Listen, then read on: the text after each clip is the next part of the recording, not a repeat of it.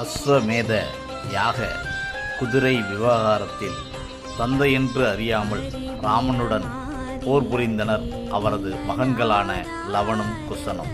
தந்தையை எதிர்த்து நின்று போர் புரிந்ததால் லவனுக்கும் குசனுக்கும் பித்ரு தோஷம் உண்டாயிற்று. அந்த பித்ரு தோஷத்தை போக்கிக் கொள்ள லவனும் குசனும் வழிபட்ட தலம்தான் சென்னை கோயம்பேடு திருத்தலம் ஆகும். இவர்களான லவனும் குசனும் வழிபட ஏதுவாக தனது நெடிய உருவத்தை குறுக்கிக் கொண்டதால் அங்கே இருக்கும் சிவனின் பெயர் குறுங்காலீஸ்வரர் என்றாயிற்று. யுகங்கள் பல கடந்தும் என்றும் கோயம்பேட்டில் உள்ள குறுங்காலீஸ்வரர் திருக்கோவில் பித்ரு தோஷத்தை போக்கும் திருத்தலமாக விளங்கி வருகிறது. அதோடு பிரதோஷ தினத்தில் இந்த குறுங்காலீஸ்வரரை வழிபட சகல செல்வங்களும் வளங்களும் பெறலாம் என்பது ஐதீகம்.